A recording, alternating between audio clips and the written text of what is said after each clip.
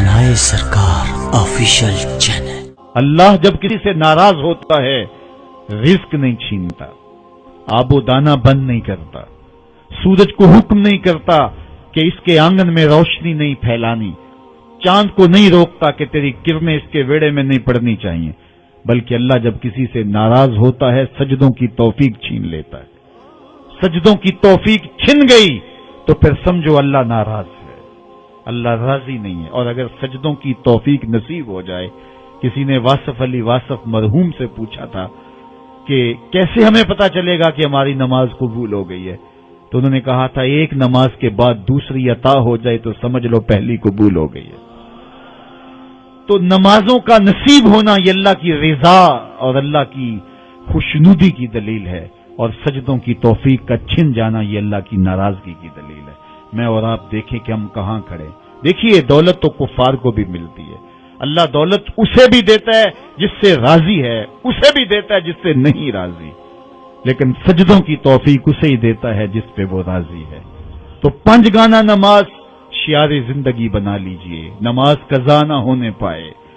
कयामत के दिन बेनमाजी उस सफ में खड़ा होगा जिस सफ में नमरूद खड़ा होगा, जिस सफ में हामान खड़ा होगा, कारून खड़ा होगा, शद्दाद खड़ा होगा। मुझे बताइए हम में से कोई ये गवारा करता है हम उस सफ में खड़े कर दिए जाएं जहां दुश्मनाने खुदा खड़े हों? आज कोई नमाज पढ़े या ना पढ़े, हशर के दिन हुक्म होगा कि अल्लाह के हुजूर सजदा करो। हर कोई सजदा करना चाहेगा, जो नहीं पढ़ता वो भी करना चाहेगा, लेकिन बेनमाजी की कमर अकड़ जाएगी, वो आरज़ू रखने के बावजूद सजदा नहीं कर पाएगा। कुरान बताता है कुछ लोग जहन्नम को धकेले जा रहे होंगे, उन्हें कुछ लोग पूछेंगे मा सलकाकुम फी सकर, तुम जहन्नम को क्यों जा रहे हो, क्या हुआ तुम्हें? तो वो जवाब में क्या कहेंगे, लम नकु मिनल मुसल्लीन, हम नमाज नहीं पढ़ा करते थे। सबसे पहला हिसाब कयामत के दिन जो बंदे से लिया जाएगा वो नमाज का लिया जाएगा। पहला सवाल बंदे से ये होगा। यार चिड़ियां भी रब की तस्बीह बोलें और अशरफुल मखलूकात सोया रहे। जब सुबह का वक्त होता है हशरातुल अर्ज़ भी बिलों से निकल के रब की तकदीस के तराने पड़ रहे होते हैं।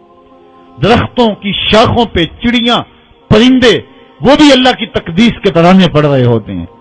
हशरातुल अर्ज़ भी उसकी तकदीस के गीत गा रहे होते हैं और अशरफुल मखलूकात खराटे ले रहा हो। इससे बड़ी बदनसीबी क्या हो सकती है? आइए पंजगाना नमाज शियारे जिंदगी बना ले। इस मजलिस में अगर कोई बेनमाजी है तो आज अज़्म मुसम्मम करके यहां से लौटे कि आज के बाद नमाज नहीं छोड़ूंगा।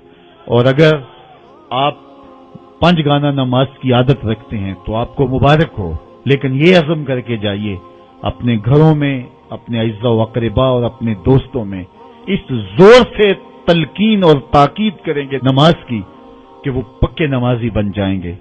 बंदा बंदगी से सजता है, जिंदगी आमद बराए बंदगी, जिंदगी बेबंदगी शर्मिंदगी।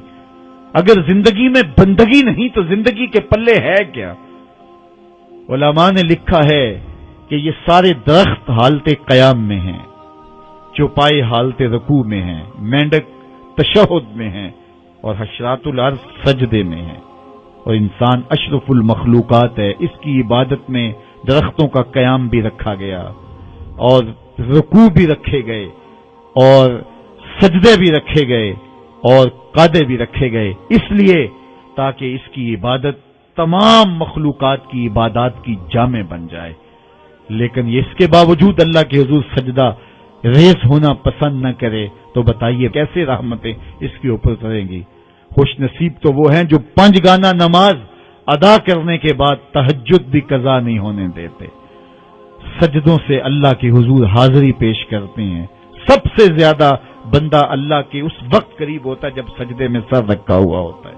इंसान के अशरफ आज़ा उसके सर में है, बोलने की कुव्वत जुबान सर में, देखने की कुव्वत आंखें सर में, सूंघने की कुव्वत नाक सर में, चखने की कुव्वत जुबान सर में, सुनने की कुव्वत कान सर में, सोचने की कुव्वत दिमाग सर में, और सर मालिक के दर पे। नाक भी रगड़ रहा है, पेशानी भी रगड़ रहा है, और जुबान से क्या कह रहा है, सुबहान रब्बियल आला, मालिक मुझसे नीचे कोई नहीं, तेरे से बाला कोई नहीं। इंसान को बंदगी का ज़ौक़ जब नसीब हो जाता है, जब उसके हुजूर बंदा झुकने लग जाता है तो फिर वो किसी के आगे नहीं झुकता। वो एक सजदा जिसे तू गरां समझता है 1000 सजदे से आदमी को देता है नजात।